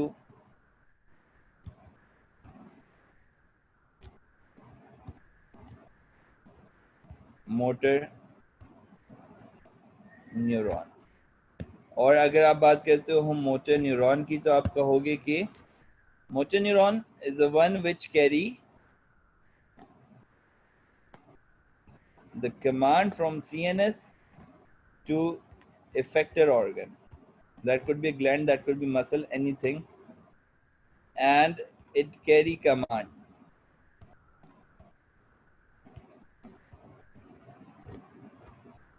ठीक है। मैसेजेस की फॉर्म में ही कैरी करेंगे लेकिन होते वो कमांड्स हैं, ठीक है। अच्छा जी, ये तो बात हो गई सारी किसके हवाले से, न्यूरॉन के हवाले से। वो you need to know way here is that is one more thing कि जब नर्वस सिस्टम डेवलप हो रहा था तो पहले आपके पास डिफ्यूज टाइप नर्वस सिस्टम बना और फिर आपके पास सेंट्रलाइज टाइप नर्वस सिस्टम बना। इनफैक्ट जो कॉकरोच होता है ना वो भी हमारे पास सेंट्रलाइज टाइप नर्वस सिस्टम रखता है और डिफ्यूज टाइप नर्वस सिस्टम होता है जैसे हाइड्रा के पास, जिसके अंदर स्कैटर्ड सेल्स होते हैं सेंसेशन के लिए, लेकिन कोई स्पेसिफाइड ग्रुप ऑफ सेल नहीं होता सेंसेशन के लिए, ठीक है। तो ये आपके पास एक बेसिक इसका कंपोनेंट आ जाएगा। यहाँ से आगे हमारे पास even the planarian has a developed CNS. Develop तो नहीं कहेंगे उसको, डेवलप नहीं था हाँ, लेकिन ये कह सकते हो कि सेंट्रलाइज्ड होता है उसके पास स्ट्रक्चर, सेंट्रलाइज्ड स्ट्रक्चर होता है प्लेनेरिया के पास। और ये चीज़ सवाल में पूछी जाती है, सेंट्रलाइज की और डिफ्यूज की। सही है, तो मैं इसको ज़रा छोटा सा एक बॉक्स बना के अलग से इस बात को कह देता हूँ।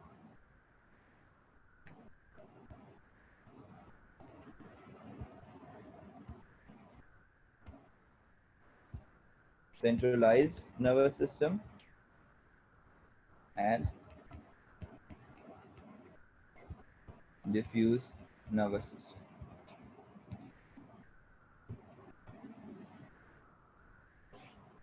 जो आपके पास सेंट्रलाइज्ड नर्वस सिस्टम है, that is having aggregation of, or you can say bunch of nerve cells which are coordinating simultaneously. दूसरी तरफ अगर आप बात करते हो डिफ्यूज नर्वस सिस्टम की, so you have got scattered cells of neuron which work on their own.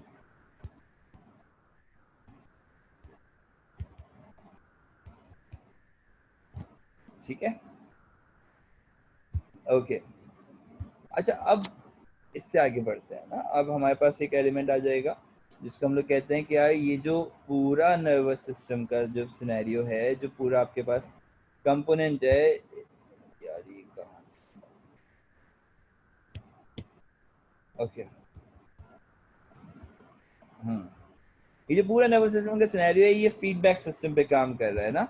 तो जब फीडबैक सिस्टम की बात करते हैं हम लोग, तो हमारे पास ये सारे के सारे जो न्यूरॉन्स हैं ये इम्प्लीमेंट हो जाते हैं, उस स्ट्रक्चर के नाम उसमें नजर आ जाएंगे। तो ये, so let's just talk about that particular thing जिसको हम लोग एक फीडबैक सिस्टम कह रहे हैं। ये बेचारा बहुत बुरे शेप के अंदर है इस वक्त मौजूद, और मेरे पास यहाँ पे जगह भी नहीं बचेगी। मैं एक रिफ्लेक्स एक्शन की एग्जाम्पल देके आपको रिफ्लेक्स एक्शन का पैटर्न भी जरा समझा दूंगा, और मैं आपको ये दोनों टॉपिक हम लोग कर लेंगे इसी में कवर।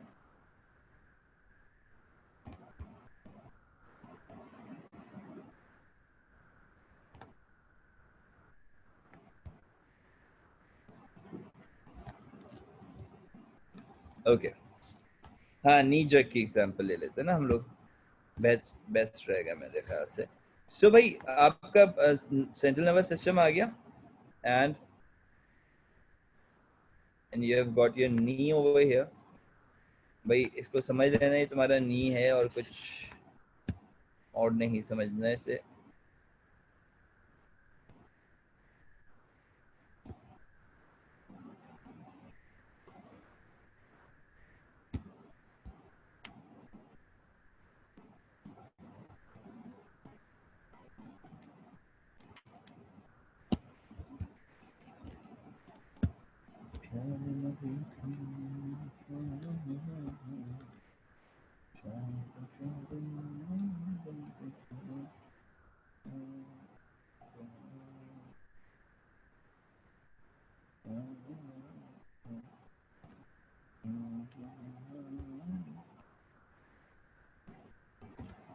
अच्छा जी, ये आ गया एक बेयरफुट, ठीक है।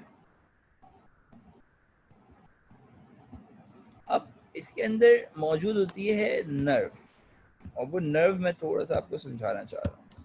तो आपने गौर करने हैं दो तरह के नर्व्स के ऊपर, एक मोटर और एक सेंसरी। ये पाँव के अंदर इसके चुभी पेन, ठीक है। हम बनाते हैं यहाँ पर एक शार्प पेन, या नी जर्क की भी एग्जांपल साथ ही में ले लेंगे।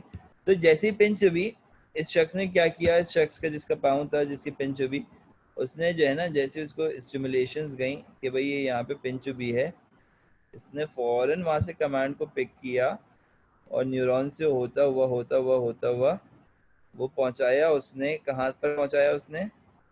उसने पहुंचाया स्पाइनल कॉर्ड यानी कि सेंट्रल नर्वस सिस्टम तक। सेंट्रल नर्वस सिस्टम के अंदर मौजूद था आपके पास एक सिस्टम जिसको हम लोग कहते हैं इंटरन्यूरॉन का सिस्टम। अब इस इंटरन्यूरॉन वाले सिस्टम से उसने इसको जान छोड़ाई। इसने बोला भाई अभी एक इमरजेंसी कंडीशन है और हमें यहाँ से निकलना ज़रूरी है अर्जेंटली। तो इसने यहीं से एक इम्पल्स वापस भेजाई और उस इम्पल्स ने सप्लाई करना शुरू किया। कहाँ कहाँ सप्लाई किया उसने? इसने यहाँ पे भी सप्लाई किया, उसने यहाँ पे भी सप्लाई किया, उसने जहाँ जहाँ पे उसे मसल मिलते गए उसने वहाँ वहाँ पे सप्लाई करता गया, वो ब्रांचेस देता गया या मल्टीपल न्यूरॉन्स आ रहे थे, एक कहीं गया, एक कहीं गया, एक कहीं गया। अल्टीमेटली रिफ्लेक्स क्या प्रोड्यूस है? रिफ्लेक्स ही प्रोड्यूस है कि भाई पाँव हटाओ। तो इस बंदे ने फौरन से पाँव रिमूव किया। ठीक है, ये पिन जो भी इसके, इसने क्या किया? इसने फौरन से अपना पाँव रिवर्ट बैक किया। ठीक है, तो यहाँ पर आपके पास ये जो इम्पल्स सेंसेशन जो लेकर आया, ये था आपके पास सेंसरी न्यूरॉन। इसका मैं जो बताना चाह रहा हूँ वो है पाथवे, और वो पाथवे कहलाता है एफरेंट पाथवे। और जो मैसेज लेके गया वो है आपके पास मोटर न्यूरॉन, और इसका पाथवे कहलाता है एफरेंट पाथवे। मैं उम्मीद करता हूँ मैं टॉपिक जिस तरह से पढ़ा रहा हूँ इसके बाद आप लोगों को इसको रिवाइज करने की भी ज़रूरत नहीं पड़ेगी। बहरहाल फिर भी अगर कोई कन्फ्यूजन हो तो पूछ लीजिएगा। रिफ्लेक्स एक्शन है ना बेटा, इसलिए ये मैं बात अभी मेंशन करने वाला हूँ, डोंट वरी। जब भी कभी हम बात करते हैं रिफ्लेक्स एक्शन की, और रिफ्लेक्स एक्शन क्या होता है? रिफ्लेक्स एक्शन एक रैपिड इनवॉलेंट्री रिस्पॉन्स होता है। तो वो कभी भी हायर सेंटर इन्वॉल्व नहीं करता। It do not involve higher centres, क्योंकि हायर सेंटर की अगर बात करूं तो हायर सेंटर क्या है? जैसे कि आपका सेरिबेलम, सेरिब्रम, सॉरी सेरिबेलम कह रहा हूँ, सेरिब्रल पार्ट इन्वॉल्व नहीं होगा इसमें। मैं बस इसके बाद ब्रेन के ऊपर आने वाला हूँ, तो ब्रेन के कंपोनेंट से हम लोग समझ लेंगे। तो ब्रेन बड़ा इंटरेस्टिंग टॉपिक है ना। तो वो कभी भी आपके हायर सेंटर इन्वॉल्व नहीं करता reflex action. Reflex action is mostly मोनोसाइनेप्टिक। Synapse कहते हैं जहाँ पे न्यूरॉन मिलते हैं। मोनोसाइनेप्टिक मतलब सिर्फ एक साइनैप्स, और वो साइनैप्स यहाँ पे हो रहा है। ठीक है, समझ में आई ये बात? तो does I haven't make any interneuron present over here.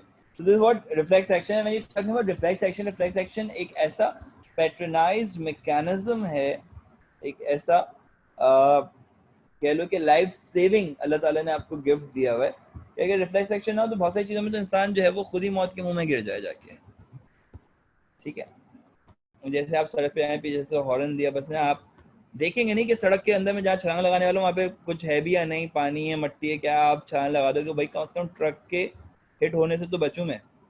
ठीक है, रिफ्लेक्स एक्शन है। आपके हाथ में किसी ने गरम गरम चाय का कप पकड़ा दिया, आपका हाथ जलना शुरू हो गया, आपने छोड़ दिया, फेंक दिया, चाय ज़ाया कर दी, रिफ्लेक्स एक्शन है। ठीक है, नी जर्क रिफ्लेक्स एक्शन है।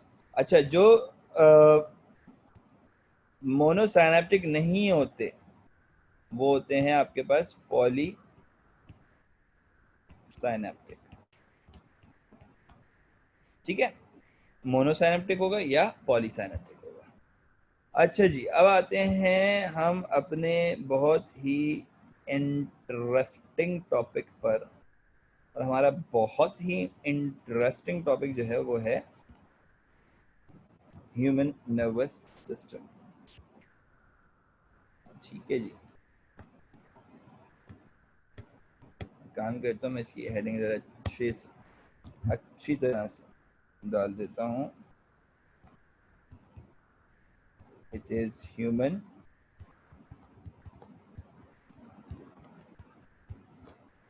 nervous system.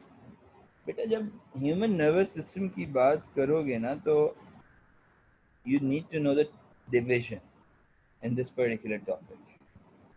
बट उस पर जाने से पहले जरा मैं आपसे एक रिस्पॉन्स ले लूँ. ये जो ऊपर अभी हमने पढ़ा है समझ में आ गया? इसमें किसी को कहीं पे कोई कंफ्यूजन, कोई मसला, कोई बात जो समझ में ना आई हो?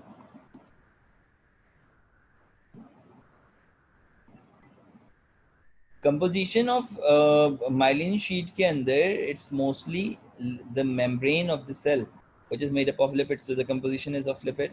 ओके, उसके अंदर साइटोप्लाज्म कम हो जाता है, न्यूक्लियस छोटा सा साइड में मौजूद होता है. nasal substance, yes. Nasal substance beta is a spherical body which synthesize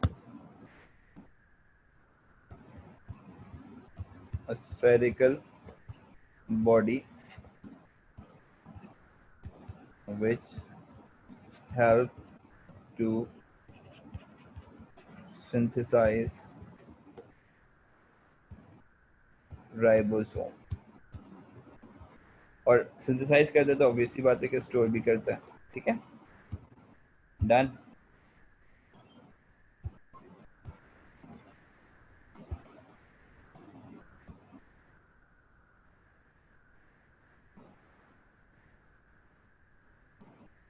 एक सवाल मैं पूछना चाह रहा था, वैसे ही अगर आप लोगों को समझ में आ गई हैं सारी बातें तो एक मासूमाना सवाल वसीम बदामी की तरह से.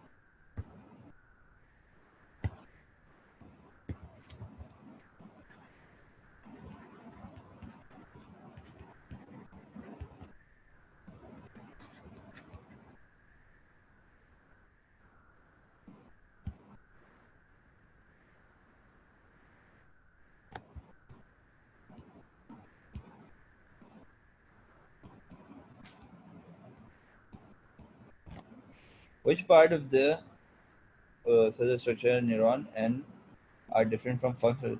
The structural classification of neuron is different from the functional classification. The classification based upon structure and the classification based upon function. Okay. The purpose of making ribosome endosoma. ये तो मुझे पूछना चाहिए मार, ये तो मुझे पूछना चाहिए. पहले इसका जवाब दो. सोहा, ओके, करीब करीब हो.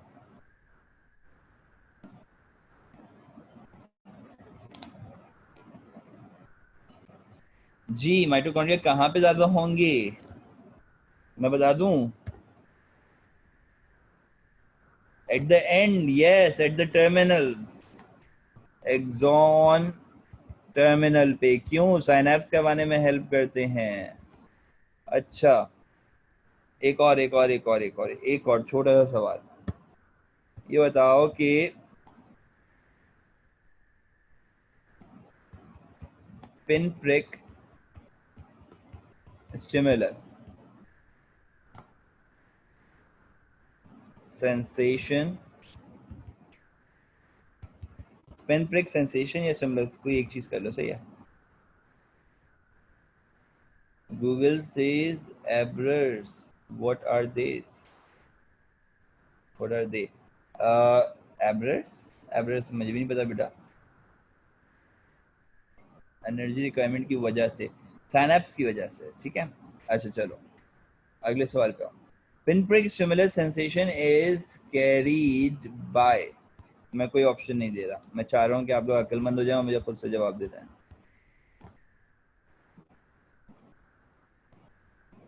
जल्दी जल्दी से यार, मजेदार टॉपिक है, बड़ा मजे का टॉपिक होता है, इसमें अच्छी डिस्कशन होती है.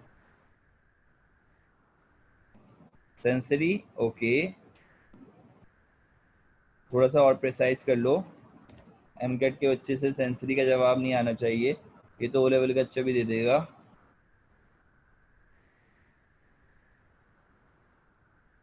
थोड़ा सा प्रिसाइज करो. सेंसरी को मैं गलत नहीं कह रहा. सेंसेशन है तो सेंसरी है, रिसेप्टर नहीं यार, एफ्रिन नहीं यार, नहीं नहीं नहीं यार. ओहो भाई, पिन प्रिक है तो फास्ट इंपल्स जाएगी ना. अब तो बता दो.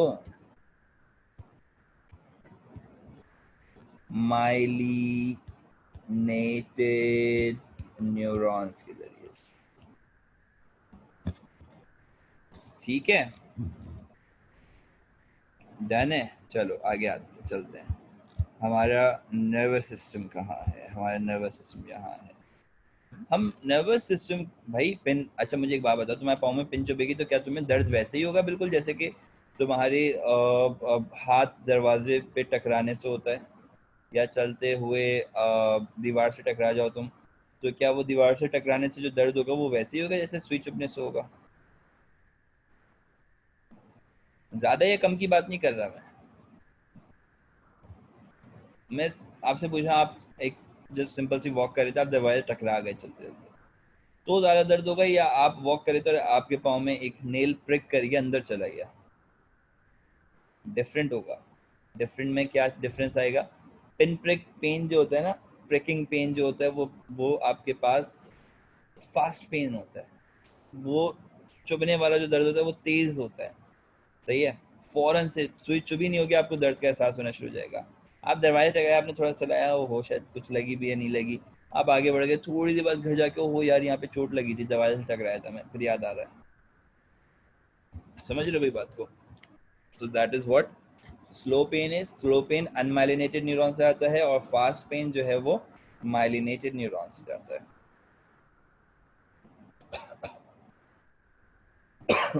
चलो आगे चलते भाई। नर्वस सिस्टम को दो कैटेगरीज में डिवाइड करूंगा मैं।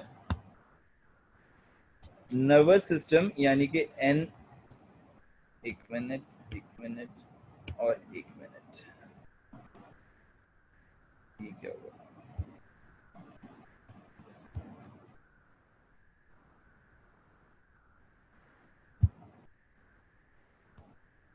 ओके जी, सो ये आ गया आपके पास।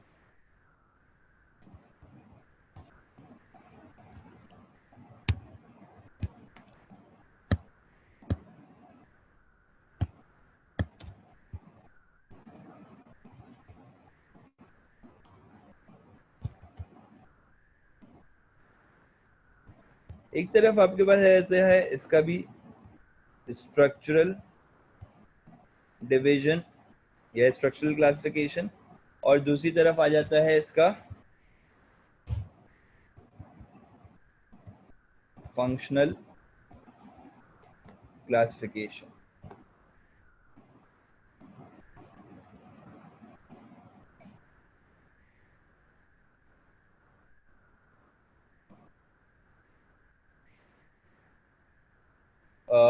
सनान, अगर किसी को आप अचानक से पेन लगते हुए देखेंगे और उस पेन की थिकनेस ज़्यादा होगी, इतनी नहीं होगी कम कि वो in the mid of the nervous cells या उनको मूव करता हुआ इंसर्ट हो जाए, तो ऑब्वियस सी बात है कि वो फिर दर्द ज़्यादा करेगा।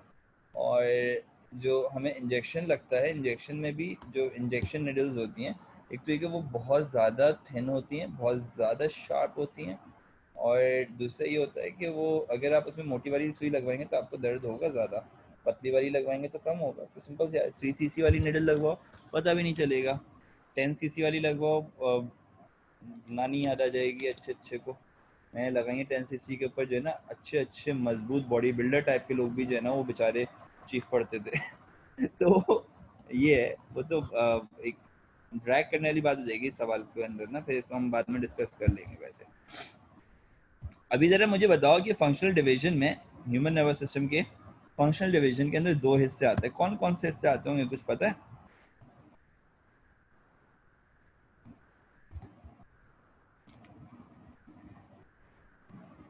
एक है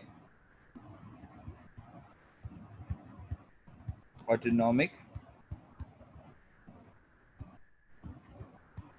नर्वस सिस्टम, यह सम्मान। दूसरा है सोमैटिक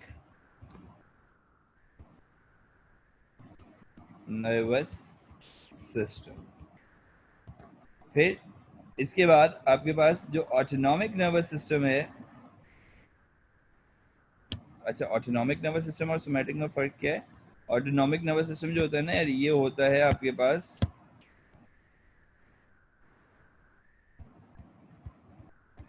इनवॉलेंट्री इन नेचर। जो ये सोमैटिक वाला आपके पास आ रहा है ना, ये होता है वॉलेंट्री इन नेचर। ठीक है, सोमैटिक को इधर रहता हूँ। ऑटोनॉमिक की फिर दो डिविजन बना लेते हैं।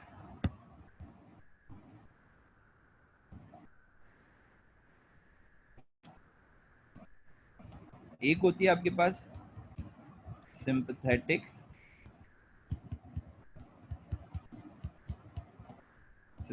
Nervous system,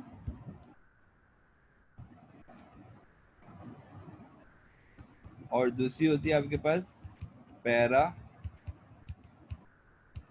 sympathetic nervous system. मैंने इसको पता है ब्लैक थीम पे आज क्यों रखा? मैंने सोचा कि मैं इसका अच्छा सा प्रेजेंटेशन बनाऊंगा ताकि आप लोगों को बाद में कभी अगर ऐसा हो ना, जैसे मुझे अक्सर बच्चे बोले थे कि सर ये याद करना मुश्किल होगा, तो इस चीज़ को आपको याद करने में जो है ना आपके सामने ही चीज़ें मौजूद हो। जैसे तुम लोग कह रहे किंगडम एनिमेलिया याद करने में बहुत मुश्किल होती है, तो यार इस तरह के फ्लो चार्ट्स बनाया करो, इससे आपको याद करना हो जाता है बहुत आसान। ठीक है, तो पैरासिम्पैथेटिक नर्वस सिस्टम की बात करते हैं। पैरासिम्पैथेटिक नर्वस सिस्टम में क्या होता है कि इट एक्चुअली, अरे हुबा अभी तो पार्टी शुरू हुई है यार, कहाँ से ऑफ कर लें? अभी बस 2 मिनट दो, ब्रेन हो जाए थोड़ा सा।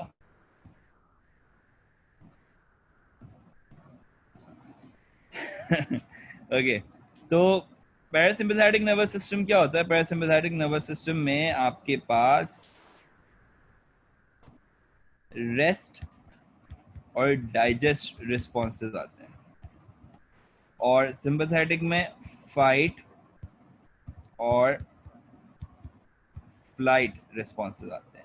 जो रेस्ट और डाइजेस्ट और फाइट और फ्लाइट की मैं आपको एग्जांपल दूंगा ना, वो ऐसे देता हूँ कि अच्छा, एक तो ये कि इसके अंदर हार्मोन भी यूज़ हो रहा होता है। इसके अंदर जो हार्मोन यूज़ होता है वो इमरजेंसी हार्मोन होता है। इसमें सारी जो कंडीशन होती है ना वो इमरजेंसी हार्मोन वाली होती है। सही है, इमरजेंसी कंडीशन जैसे कि भाई आप सड़क पे जा रहे थे, अचानक से आपके पीछे कुत्ता लग गया बड़ा, सही है, नाउ यू रनिंग ओवर तुम्हारे पीछे पीछे, उस वक्त क्या क्या रिफ्लेक्स आएंगे? वो सारे के सारे सिंपैथेटिक होंगे।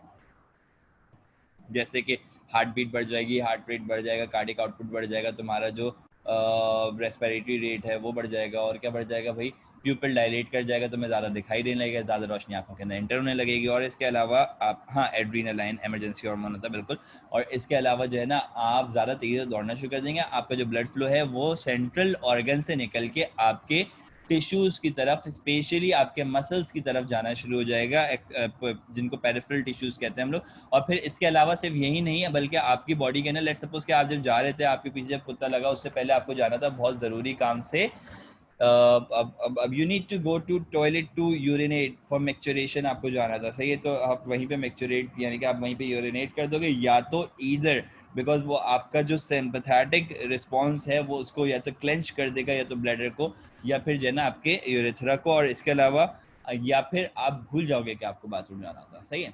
और दूसरी तरफ क्या होता है कि अगर पैरासिम्पैथेटिक रिस्पॉन्स आया, तो पैरासिम्पैथेटिक रिस्पॉन्स के अंदर जब आप घर पहुंच गए आराम से सुकून से, वो जो कुत्ता पीछे लगा हुआ था वो हट गया बेचारा, ठीक है, तब आपकी हार्ट बीट नॉर्मल होगी, तब आपका डाइजेशन स्टार्ट होना शुरू हो जाएगा, तब आपको याद आएगा हो मैक्चुरेट करना था, यूरिनेट करना था, मेरे को तो सूसू लग रहा था, ठीक है, तो वो फिर आपको सब याद आएगा। और फिर उसके बाद क्या होगा कि उसके अलावा आपकी बॉडी के अंदर जितने भी सिंपैथेटिक रिस्पॉन्सेज आए थे वो सारे के सारे रिवर्स कर जाएंगे, ठीक है। तो ये इसको इन शॉर्ट फाइट और फ्लाइट और रेस्ट और डाइजेस्ट रिस्पॉन्स कहते हैं। स्ट्रक्चरल डिवीजन की अगर बात करें तो वैसे तो स्ट्रक्चरल डिवीजन की बात हमें करनी है, लेकिन हमारा टाइम पूरा हो गया, तो अभी मैं सिर्फ आपको एक डिवीजन बता दूंगा, फिर यहीं से हम आगे कंटिन्यू करेंगे टॉपिक को, ठीक है। या अगर आप लोग कहते हैं नहीं सर 10 मिनट ले ले करवा दें टॉपिक, अगर हिम्मत है तो बता दो। अच्छा no sir, okay okay Ahmad यार करा रहे हैं अहमद, बस सब एग्री करेंगे तो मैं करवा देता हूँ। बाकियों की क्या राय है भाई? अभी तो 1-on-1 हो गया है, एक करा दें और एक नहीं कराएं। नेक्स्ट टाइम इंशाल्लाह। चलो ओके होगा, नेक्स्ट टाइम इंशाल्लाह। तुम लोगों को समझ में आया ना लेक्चर? होपफुली चीज़ें याद भी हो गई होंगी, क्योंकि अब जो है ना मुझे तुम्हें ब्रेन के पार्ट्स बताने हैं। मैं खाली इसके पार्ट्स की लेबलिंग कर देता हूँ इस डायग्राम के अंदर, ताकि फिर वो तुम्हारे काम आ जाएगा तुम लोगों के, और सिंप्लीफाई करके लेबलिंग कर दूंगा ताकि प्रॉब्लम ना हो। अच्छा जी, सबसे पहले तो ये आपका जो ऊपर वाला पार्ट होता है ना, जहाँ से मैं कुछ चीज़ें थोड़ी सी रब करता हूँ, थोड़े से गायरस रब, ये जो स्ट्रक्चर रब के नहीं गायरस कहलाता है, ताकि मैं यहाँ पर मेंशन कर सकूँ कि this is the part,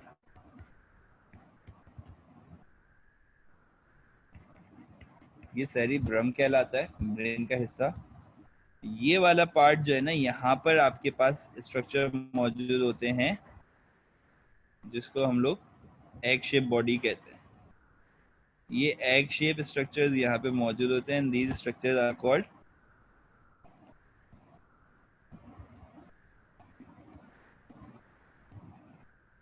thalamus. ये जो रीजन है यहाँ पर, ये रीजन आपके पास कहलाता है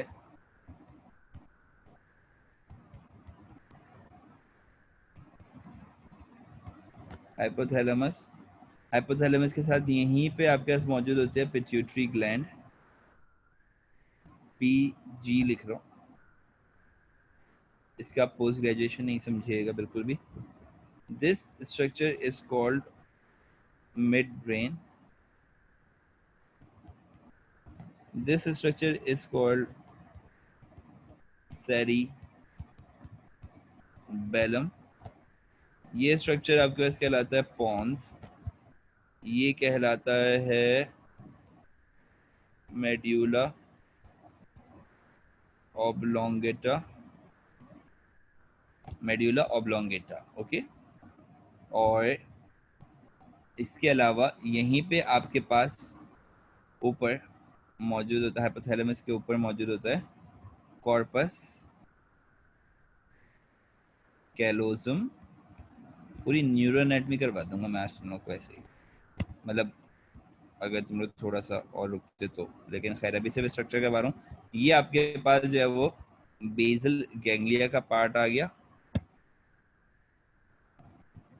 I've written in the midbrain, midbrain written after the midbrain, midbrain के बाद pons और फिर मेड्यूला ऑब्लोंगेटा, PONS पॉन्स, सही है, इसको पॉन्स ही समझना। और ये आपके पास आ गया अमाइगडाला,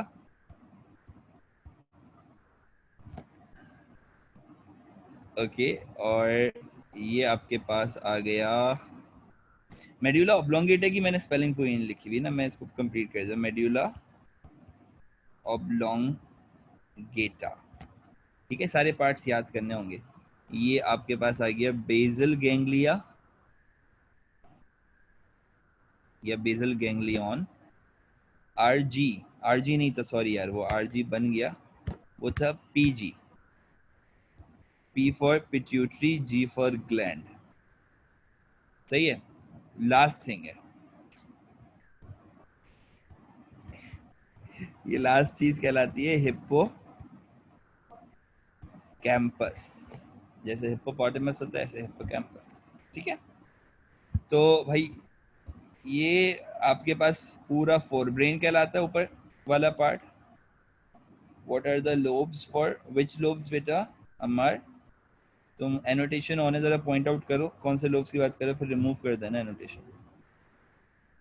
where are the lobes, okay, where are the lobes, कौन से लोब्स,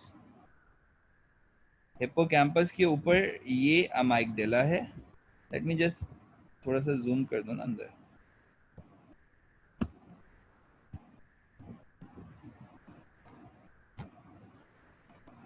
अच्छा अच्छा अच्छा अच्छा, फ्रंटल ऑसिपिटल वो सब, ओके ओके ओके। अरे भाई पहले तो इसको ना पूरे को नाम दोगे आप forebrain. This whole structure is known as fore, forebrain. ये लोब इसका, ये एक मिनट, मैं इसको फिर बाद में रिमूव कर दूंगा ताकि फ्रंटल पेराइटल, ऑसिपिटल और टेम्पोरल लोब। सही है, ब्रेन में ये लोब्स होते हैं।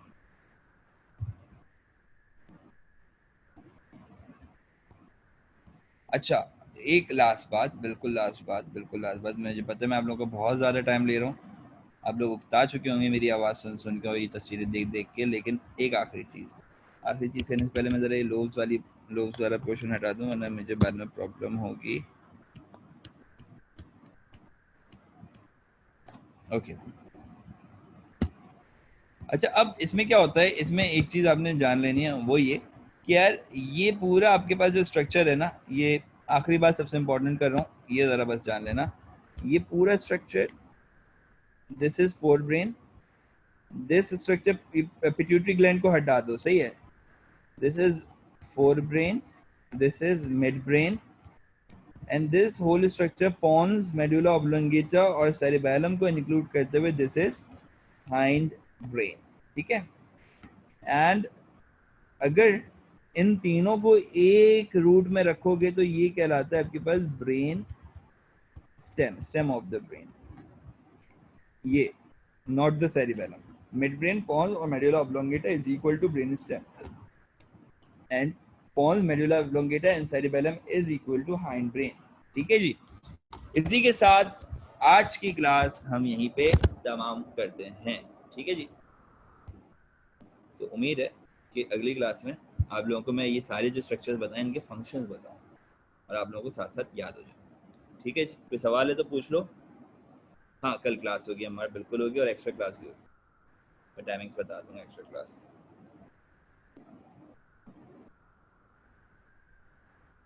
ओके जी, ओके ओके ओके, अल्लाह हाफिज़।